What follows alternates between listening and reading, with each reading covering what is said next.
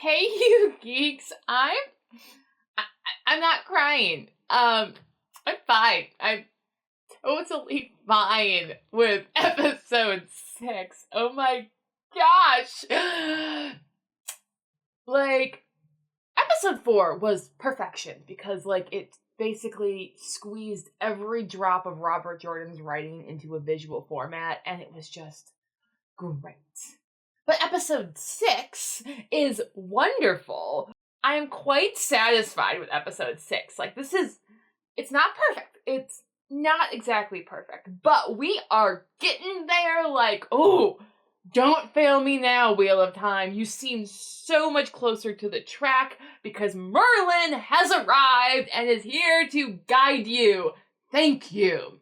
Episode spoilers for the show through season 3, episode 6, and book spoilers, allusions will be made through book 8, that's a bit farther than usual because the show has gone and done something quite creative and gone a bit farther than usual. And we will be breaking down this episode thread by thread from least favorite to, oh my gosh, I can't believe they did that good threads. 2 rivers.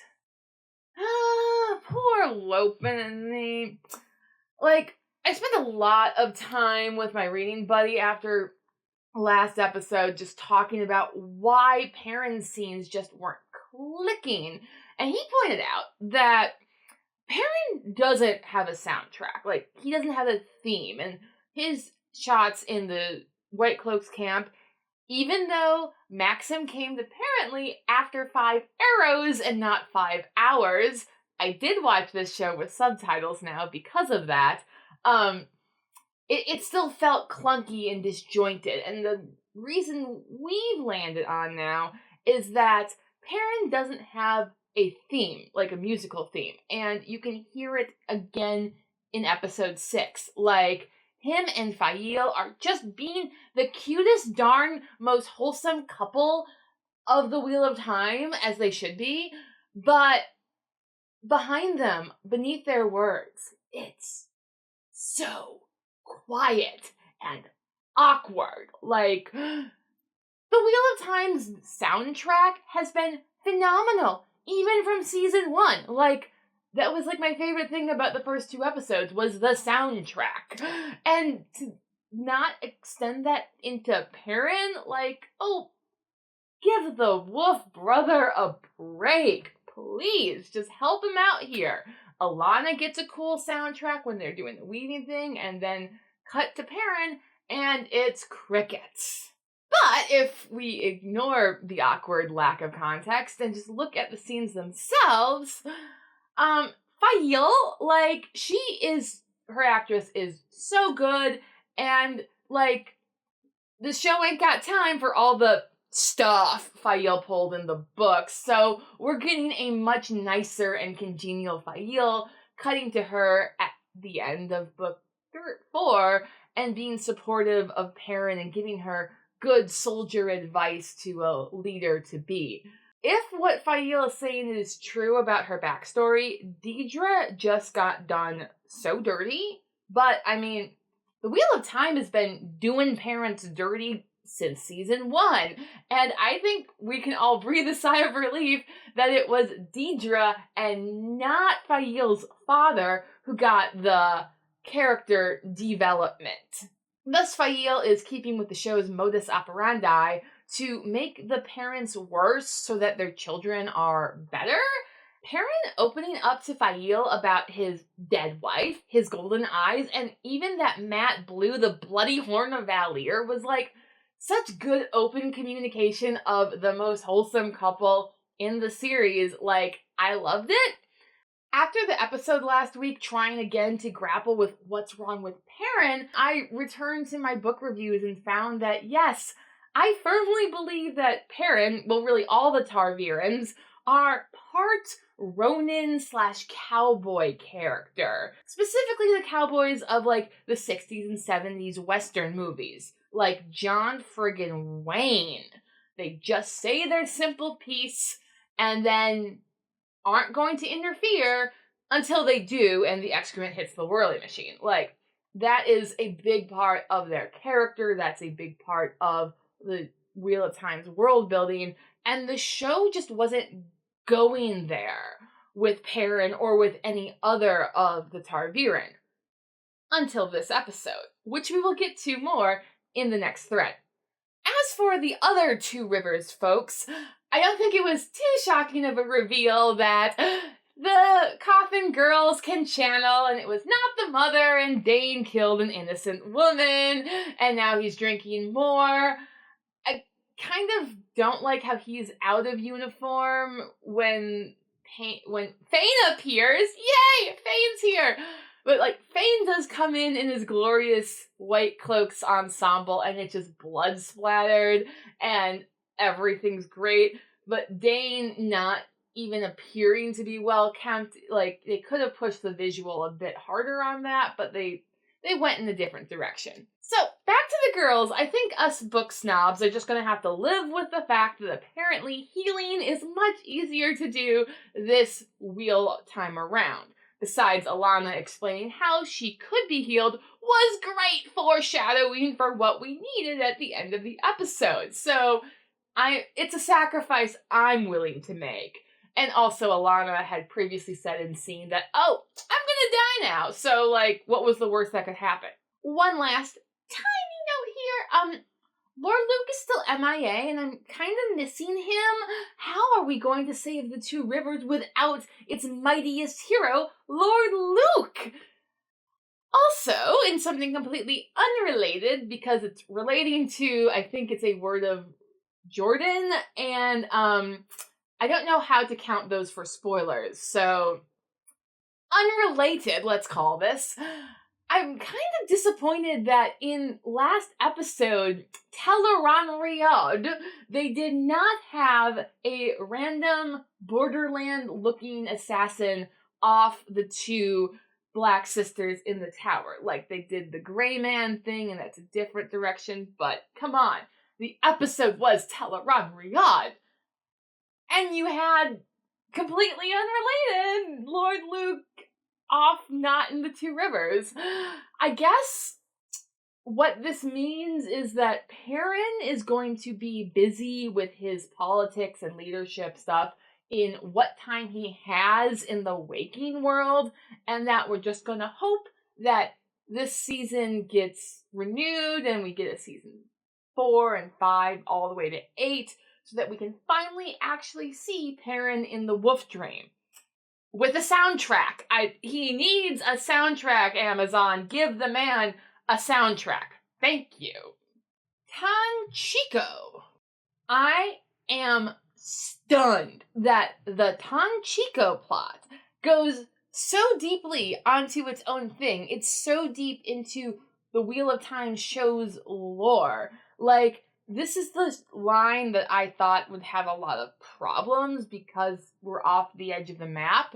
But dang, up until like the last 10 minutes of the show, this was going to be my favorite plot arc of the episode. Like, it was up here, and then Rand just goes as Rand should. So, like, dang, like, yeah, just starting with Leandrin's cold open, like, again, the show is reinforcing that everyone's parents are worse than you remember from the books by having sold her off into whatever that was. And then Ishamael. We saw Ishamael this episode. I didn't think we were going to see him this season. Like, wow. He's still around. That's great. If the show is keeping his actor still around, does this mean we might actually get the prologue of Eye of the World as a cold open in episode 8? Like, that'd be so great. Anyway, back to other great things. Yeah, Leandrin's parents were worse, so she's more sympathetic. And again, like, Nynaeve is really obsessed with Leandrin this episode, so I'm still chalking this up to Leandrin's death being what finally spurns Nynaeve to discover that anger is a very effective way to get over her block, which this episode also brought up again in a very book exact lines. Like, oh my gosh, that was wonderful. But before that, Tom friggin' Marilyn has returned, and it is so beautiful. After last episode, I did some homework. I'm like, how do those movies that I grew up with convey those cowboys that then reappear in the Wheel of Time? Like, how does that look? So I pulled up the opening of Big Jake and found this scene. Haven't butted into anybody's business since I was 18-year-old. At which time it almost got me killed. Ain't gonna start that again. What's the matter?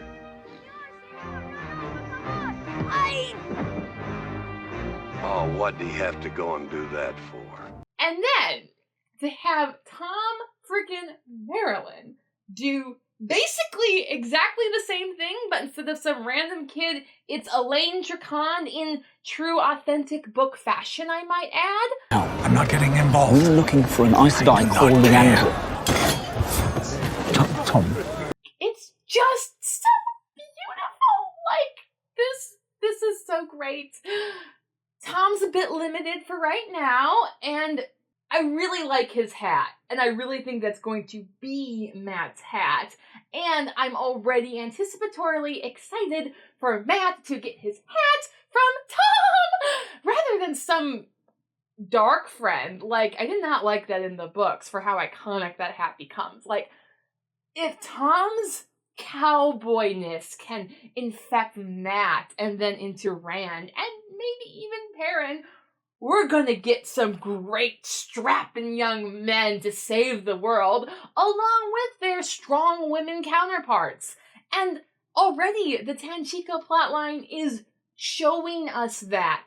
It is Matt and his bro code and his luck that gets the guys at the port to find him the bracelet that the Red Aja, doing their womanly wily ways, have been unable to find for a few weeks. Like, this is how the Wheel of Time is supposed to work, and the show figured it out in its own original content. Good job! I'm so happy for you! Like, yay!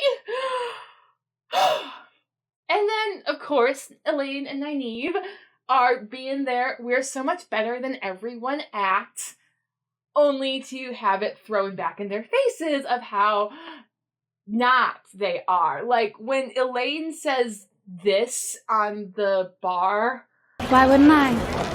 Hailing from the Cowpenner as I do.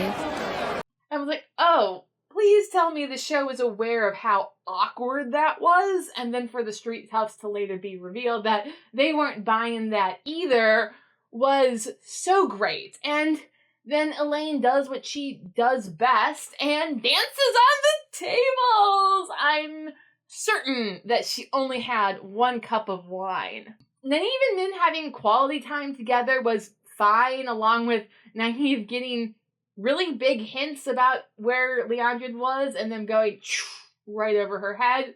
Also book authentic. But the most authentic thing was Mogadine showing up at the end to weave compulsion around our two leading ladies. And seeing even Nynaeve kind of struggle with that, but ultimately submit, was just perfect. And I almost wonder now, will Mogadine actually succeed at getting the collar and bracelets so that going into hopeful season 4, the girls' arc has more urgency than it did when they went into book 5? Though the Black Aja is already proving to be less competent than they were in the books, as they're already infighting and killing each other off. And I like this addition because the number of Aes Sedai names one needs to be aware of by book 8 is truly staggering, and if more of them had killed each other off, like, there'd be less names to know. Hey! Cold Rocks Hold. Okay, this arc I probably had, like, the lowest expectations for coming into this episode.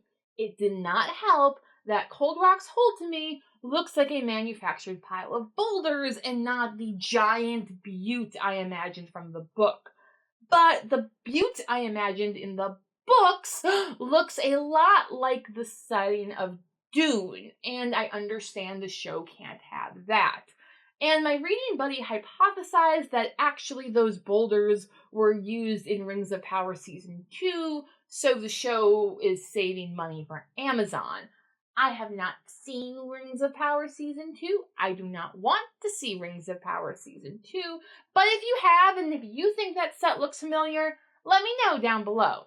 From the boring pile of boulders, we go right into the wise ones being really nice to Egwene about the tow she owes them for lying to them and going into the dream unattended. Like, Bookwise ones would have beaten that out of Egwene, but the show ain't got time for that, and we're just skipping ahead to Egwene now training to battle Lanfear in the World of Dreams. Like, yay, Egwene power, but also it still kind of felt uncanny valley that Egwene and Lanfear were going to go toe-to-toe over Rand, like, for a romantic interest. Like, that felt weird. But, on the other hand, Rand and Moiraine sit down around a fire to talk about the one power, Saidin and Saidar, and Rand is back to being a wool-headed lummox who can't just leave well enough alone and is always just touching that one power and just losing his soul or something. Like, come on, guys! I'm so happy to be this annoyed with Rand. I will admit that it's a bit weird that Rand is in the Waste, but channeling like he's in book 3. It's very wild and unpredictable and powerful, but he don't know what he's doing, and neither really do the audience, but that's where we were in the books. In book 3, not book 4. So yeah, it looks weird, but it's pretty authentic to where Rand is. With how fast and loose the show has been playing with the magic system, like, I wasn't surprised that Rand told Moiraine the secret to controlling Saidar is to control it and not submit to it. But I really hope that was Rand's arrogance and not his madness talking, or the show using one of those things to lay down lore, because at the same time, Moiraine has been listening to Rand since Rodion. The show makes a point of it. Earlier in this very conversation, she has stopped trying to just control Rand, and Rand is really accepting that.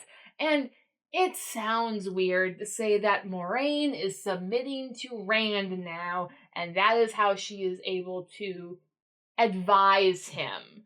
But that's the metaphor that Robert Jordan gave us, and the show is sticking to it in their interpersonal communications, so it's really weird to see, like, them verbally say the exact opposite. At the end, when Egwene is like, "No, Rand, you can't," she's telling him what to do. He don't listen. Moiraine says, "No, Rand, you can't," but, like, more on an interpersonal level, like what it's doing to him. But then it's when she, like, touches his shoulder and just is there, is present. She is not trying to control him. She is present to his needs. She is submitting to him. That's what works. And the show gets that, but they say something completely different. So that's a bit befuddling, but since the greater metaphor remains, I'm so good with that. Let's talk more about this ending. Like, oh my gosh.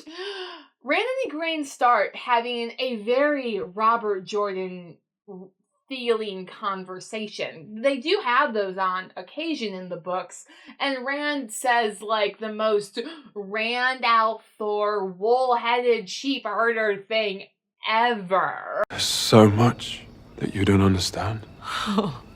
About me, about all of this. I wish you could. But But because the show has spent a lot more time with Egwene and having her straight up tell the Armorland to go shove it so that she can go be with Rand, that was not in the books. Like, the Egwene we get is much more sympathetic, and, like, I can actually empathize with her feeling hurt when Rand shoves her out. But we can also know that she may have told the Armorland to go shove it, but Rand didn't see that. He just saw her follow him to points unknown for power, probably. So, yeah, I am very surprised at how deft the show has been at making Egwene upset with Rand, but not just because of another woman, because of the real interpersonal problems that they actually have in the books. But the show dares to go beyond what Robert Jordan gave them, and it works, as Egwene actually exposes a vulnerability to Rand that Lanfear has been torturing her in Teleron Riyadh, and we see Rand's betrayal and just revulsion at the idea that people are getting hurt because of him, especially Egwene. He does not want that to happen to anyone. And, like, they're almost on the brink of overcoming that chasm that Moraine and Lanfear have driven between them, but then, of course, everything changes when the Dark Friends attack. Lanfear has brought a male Forsaken to the Waste, and I am very happy with this. Interesting that this was the episode when a Gleeman appeared, but it ain't the right Gleeman, and I'm okay with that too. With the fight scene, like, we finally get to see Saidin and Saidar in action, and they are finally properly power scaled. Like, Egwene and Aviendha are fighting off multiple opponents and holding their own. Like, that is difficult to do, and they are owning that. And then Rand walks in, and with Saidin is able to bring the house down without so much as breaking a sweat in the channeling part. Like, that doesn't faze him. When Rand did break a sweat, it was to try and revive Alcera. I've learned the girl's name, and gee dang, like, this is one of those where, like, last episode I was like, okay, she's cute, show, but I don't get what you're doing with her. Do we need her? I feel like I wanted other things to happen during this time. But no, the show has proven me wrong. I wanted Alcera. I needed Alcera. I needed Rand to let the dragon out, and Alcera's death pushed him there. Gee dang, like... And I've already talked about how, like, him coming down from that high and rage was perfectly executed. Just all the yes please. And now, Samael is in the Waste, and he may or may not be dead. I do think it would be very anticlimactic if he was dead, but either way, we just saved ourselves a whole lot of slog time there. If he isn't dead, then Rand now has a male channeler to possibly learn from in the Waste, and I am very happy about that. And yeah, he can travel with Rand until they reach, like, Tyr or Caemlyn, and then someone who knows who could kill Samael. Who kills Samael? Yes, that would be exciting, and it would still cut off so much time from the slog. Like, yes. Either way is kind of a good thing for me, but one's a better good thing. So, let me know your thoughts. This is like my second favorite episode of the season, clearly, and how does it rank for you? Do you think that it's authentic to the books? Is the show continuing well on its own merits? I love that some of you guys are putting together show lore, and, like, it's nothing I could imagine, but I love that you're doing it. So please, more of that down in the comments. Otherwise, I will see you next week. Thanks for watching. Bye!